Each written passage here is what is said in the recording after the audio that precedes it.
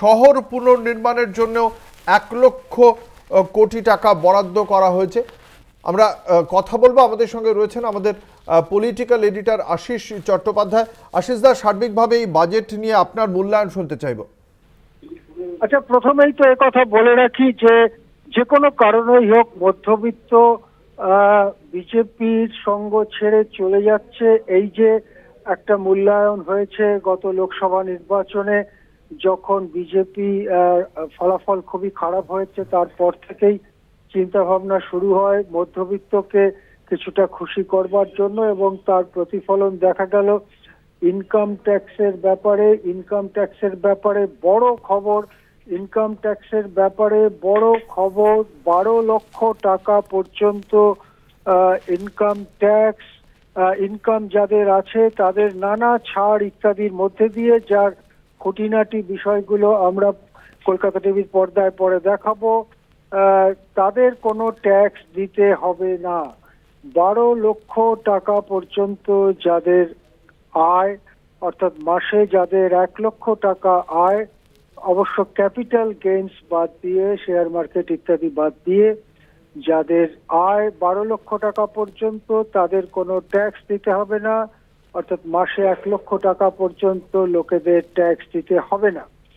এইটা ইনকাম ট্যাক্সের ব্যাপারে একটা বড় পদক্ষেপ নেওয়া হলো, এবং সোজাসুজি নির্মলা সীতারামন বলেছেন যে মধ্যবিত্ত শ্রেণীকে সুবিধা দেবার জন্যই এই রাস্তা তিনি নিয়েছেন, এবং তাতে কোষাগারের যা ক্ষতি হবে তার ফিরিস্তিও দিয়েছেন।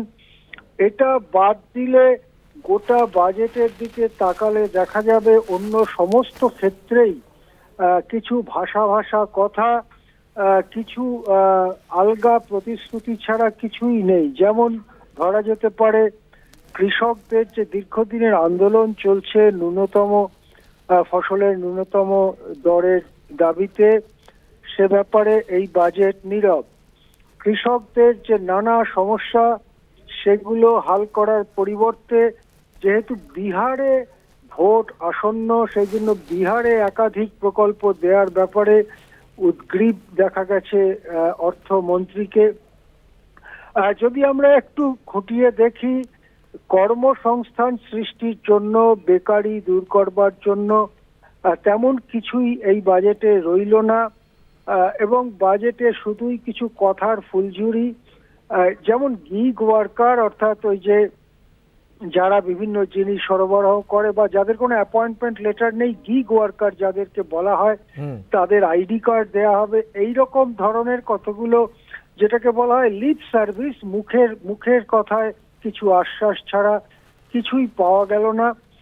তাদের জন্য কোনো ইন্স্যুরেন্সের ব্যবস্থা করা, তাদের কাজ চলে গেলে সরকারের পক্ষ থেকে তাদের পাশে দাঁড়ানোর কোনো উদ্যোগ ইত্যাদি কোনো কিছুই এই বাজেটে শোনা গেল না।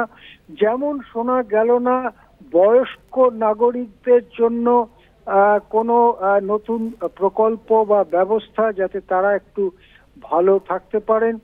বয়স্ক নাগরিকদের স্বাস্থ্য বীমা, তার প্রিমিয়াম প্রতি বছরে 10% বাড়ানো যাবে, এই রকম অনুমতি কদিন আগেই কেন্দ্রীয় সরকার দিয়েছে। তার ফলে প্রতি বছর বিপুল পরিমাণে স্বাস্থ্য বীমা প্রিমিয়াম বাড়বে।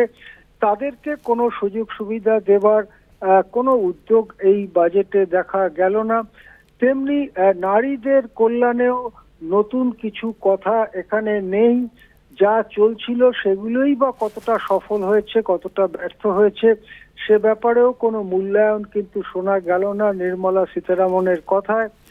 এক কথায় বলা যেতে পারে যে ইনকাম ট্যাক্স যারা দেন, অর্থাৎ এর আগের বছরেই যে ব্যবস্থাটা ছিল তাতে 7 লক্ষ টাকা পর্যন্ত ইনকাম হলে, সেটা পুরনো ব্যবস্থা এবং নতুন ব্যবস্থা, পুরনো সিস্টেম নতুন সিস্টেম দুটোতেই 7 লক্ষ টাকা পর্যন্ত আয় হলে কোনো ট্যাক্স দিতে হতো না। পুরনো ব্যবস্থায় কিছু সঞ্চয় প্রকল্পে টাকা রাখতে হতো, যেমন পিপিএফ বা পিএফ ইত্যাদি, এইসব করে সেই ট্যাক্সের রিবেটটা পাওয়া যেত। আর নতুন ব্যবস্থায় সরাসরি 7 লাখ টাকা পর্যন্ত কোনো ট্যাক্স দিতে হতো না। সেটা বাড়িয়ে 12 লক্ষ টাকা করা হলো। তার নানা রকম শর্তাবলী থাকে যেগুলো ধীরে ধীরে প্রকাশ পাবে, যেগুলো আমরা পরে পরে জানাতে পারবো। কিন্তু এইটুকু ছাড়া, অর্থাৎ যারা tax payer, income tax payer, তাদের জন্য কিছু সুবিধে ছাড়া, টিডিএস এর ক্ষেত্রে কিছু সুবিধে ছাড়া, মানে ট্যাক্স ডিডাক্টেড অ্যাট সোর্স যাকে বলা হয়, তাতে কিছু সুবিধা ছাড়া আম জনতার, কোটি কোটি মানুষের কি সুবিধা এতে হলো তা নিয়ে কিন্তু প্রাথমিকভাবে আমার খুবই সন্দেহ আছে, অঙ্কুর। আশিস দা, একই সঙ্গে আপনার কাছে জানতে চাইবো যে এই বিহারের এই বছরের শেষে নভেম্বরে নির্বাচন রয়েছে, এই 120টা যে বিমানবন্দর করার কথা বলেছেন তার মধ্যে বিহারে একটা হবে। বিহারে national institute of food technology রয়েছে। বিহারের মধুবনী শাড়িতে সেজে আজকে এসেছেন কেন্দ্রীয় অর্থমন্ত্রী। রাজনীতিটা কি, মানে অর্থনীতিটা একেবারে পুরো রাজনীতির কথা, নির্বাচনের কথা মাথায় রেখেই চলছে বলে মনে করছেন? মানে এটা এতটাই স্পষ্ট এবং পরিষ্কার যে বলতেও খারাপ লাগছে যে সরাসরি বিহারের নির্বাচন এবং সম্ভবত বিহারের মুখ্যমন্ত্রীকে একটু খুশি করবার জন্য এই একটার পর একটা ঘোষণা হয়ে গেল। এবং আর একটি মাত্র রাজ্যের নাম আমি শুনতে পেয়েছি অন্তত, সেটা হচ্ছে আসাম। সেখানে একটি প্রকল্প দেওয়া হয়েছে। তাছাড়া মানে এই যে এতগুলো রাজ্য দেশে, এতগুলো কেন্দ্রশাসিত অঞ্চল, তাদের জন্য কি পাওয়া গেল, কেন এই রকম একটা বাজেট হলো, রাজ্যগুলোর উন্নয়নে কি ব্যবস্থা নেওয়া হবে তা সম্পূর্ণ অপরিষ্কার। অঙ্কুর, আরেকটা ব্যাপার তুমি যদি খতিয়ে দেখো, যে পশ্চিমবঙ্গ দীর্ঘদিন ধরে বলছে যে তাদের বহু টাকা বকেয়া। এক সময় এই সংখ্যাটা 1,71,000 কোটি টাকা বলে মুখ্যমন্ত্রী উল্লেখ করেছিলেন। তারপরে আরো কয়েক সপ্তাহ পার হয়ে গেছে, এখন হয়তো 2 লক্ষ কোটি টাকার কাছাকাছি বকেয়া রয়েছে। আবাস যোজনায় বকেয়া রয়েছে, 100 দিনের কাজে, এই ধরনের সমাজ কল্যাণমূলক কাজে। তাহলে পশ্চিমবঙ্গের জন্য এই জট ছাড়াবার কোনো উদ্যোগ কি থাকতে পারতো না এই বাজেটে? পশ্চিমবঙ্গ কি পেল এই বাজেট থেকে? পশ্চিমবঙ্গের কিছু লোক, হয়তো কয়েক লাখ লোক ইনকাম ট্যাক্স দেন, তাদের কিছু সুবিধে হয়ে থাকতে পারে, কিন্তু পশ্চিমবঙ্গের 10 কোটি মানুষ কি পেল এই বাজেট থেকে? এই প্রশ্ন কি উঠবে না আজকে, অঙ্কুর? অবশ্যই বাংলার ভাগ্যে তো সেই অর্থে কিছুই জুটলো না, সেটা তো একটা খুব গুরুত্বপূর্ণ প্রশ্ন বটে। আসলে একই সঙ্গে আপনার কাছে জানতে চাইবো যে এই যে 12 লক্ষ টাকা পর্যন্ত আয় কর মুক্ত করে দেওয়া হলো, এতে চাহিদা কতটা বৃদ্ধি পাবে এবং তাতে অর্থনীতির চাকাটা কতটা ঘুরতে পারে বলে আপনি মনে করছেন? এখন এখানে দুটো ভাগ আছে। আমাদের এখন ইনকাম ট্যাক্স যে জমা করি আমরা, বা যে মানুষ জমা করেন, তাদের দুটো সিস্টেম কাজ করছে।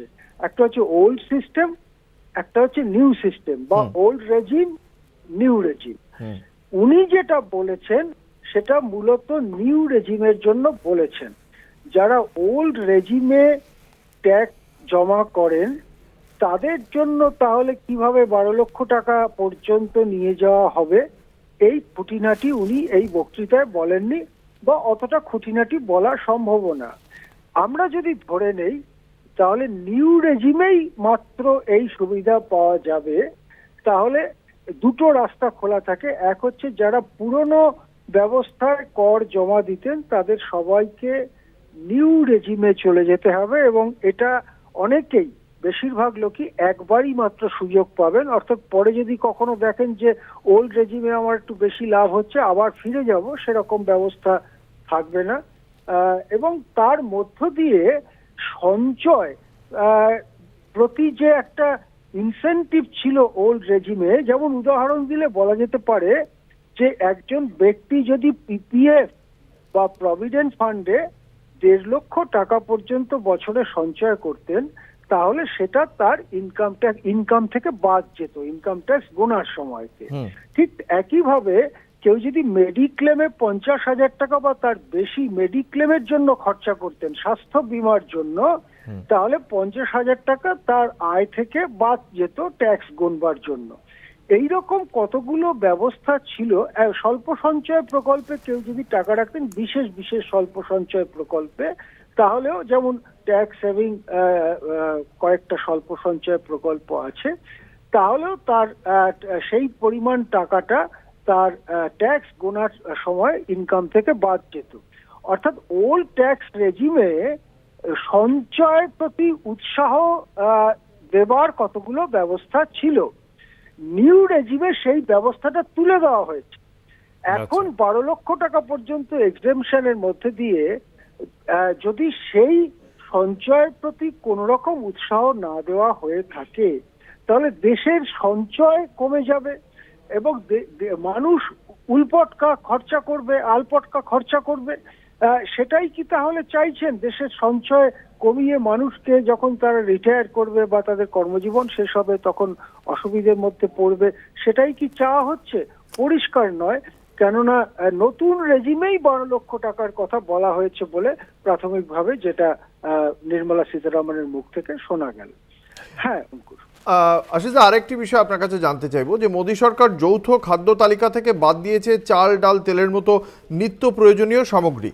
আর আজকে যে আমরা হাইলাইটস অফ বাজেট দেখতে পাচ্ছি, তাতে দেখতে পাচ্ছি যেমন যে মডারেট যে সমস্ত ক্রপের যে ইন্টেন্সিটি এবং বিলো অ্যাভারেজ ক্রেডিট প্যারামিটার্স রয়েছে সেগুলোর বিষয়ে নজর দেওয়া হবে, আত্মনির্ভরতা গড়ে তোলার চেষ্টা করা হবে ডালের বিষয়। এই যে মানে একদিকে নিত্য প্রয়োজনীয় যে সেই যৌথ খাদ্য তালিকা থেকে বাদ দেওয়া হচ্ছে চাল, ডাল, তেলকে, আবার এখানে বলা হচ্ছে আত্মনির্ভর করে তোলা হবে ডালকে, এই বিষয়গুলোকে কিভাবে দেখছেন? দেখুন, এগুলো প্রত্যেকবারই নির্মলা সীতারামন বলেন। উনি জানি না, উনি নিশ্চয়ই বলে টলে দেন এবং যে অফিসাররা লেখেন তারা বেশ ভালোই ইংরেজি লেখেন এবং তার সেই কথাবার্তার মধ্যে শুনতে টুনতে ভালোই লাগে, সেন্টেন্সের কনস্ট্রাকশন। কিন্তু এরকম বিচিত্র কিছু কথা, হঠাৎ ডালের ব্যাপারে নজর পড়লো, যেন ডালের ব্যাপারে আর কেউ এই দেশে 75 বছরের স্বাধীনতায় কেউ ভাবেইনি যে ডাল টালের ব্যাপারে আমাদের একটু গুরুত্ব দেওয়া দরকার। হঠাৎ ডাল নিয়ে পড়লেন উনি, আর খুব জোরে টেবিল বাজাতে শুরু করলো বিজেপির লোকেরা, দেখলাম আমরা।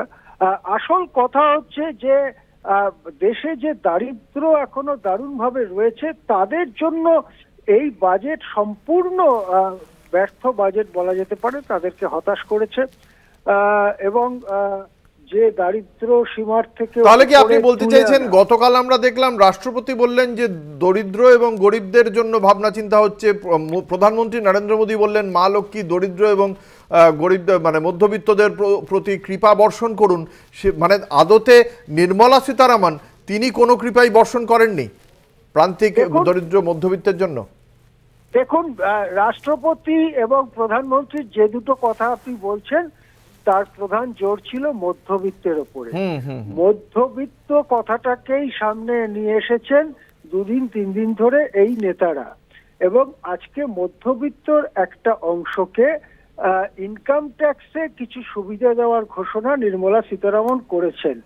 কাউকে যদি সুবিধা দেওয়ার প্রশ্ন থাকে তাহলে এখানেই শুরু, বাজেটটা এখানেই শেষ। এর বাইরে কোটি কোটি অসংগঠিত কর্মচারী যাদের অ্যাপয়েন্টমেন্ট লেটার নেই, যারা মুখের রক্ত তুলে 12 ঘন্টা 14 ঘন্টা খেটে পেটের খাদ্য জোগাড় করতে পারছে না, যাদের যখন তখন মালিক কাজ থেকে ছাঁটাই করে দিচ্ছে, তাদের কোনো অ্যাপয়েন্টমেন্ট লেটার নেই, কিছু নেই, তাদের জন্য কিছু নেই এর মধ্যে। গ্রামের গরিবদের জন্য কিছু নেই এর মধ্যে। কৃষকদের যে এতদিনের দাবি সে সম্পর্কে কিছু নেই। কর্মহীনতা দূর করবার জন্য কিছু নেই। বয়স্ক বরিষ্ঠ নাগরিকদের জন্য কিছু নেই। এক কথায় বলা যেতে পারে একটা কর্পোরেট ফ্রেন্ডলি বাজেট, মধ্যবিত্তকে একটু ঠান্ডা রাখার জন্য। যেহেতু তারা বেশি বলে, তাদের কথাবার্তার প্রভাব বেশি হয়, তারা সোশ্যাল মিডিয়াতে বেশি অ্যাক্টিভ, সেই জন্য তাদেরকে একটু ঠান্ডা করবার জন্য ইনকাম ট্যাক্সে একটা ছাড় দেওয়া হয়েছে। সুখের কথা এখানেই শুরু, সুখের কথা এখানেই শেষ অঙ্কুর।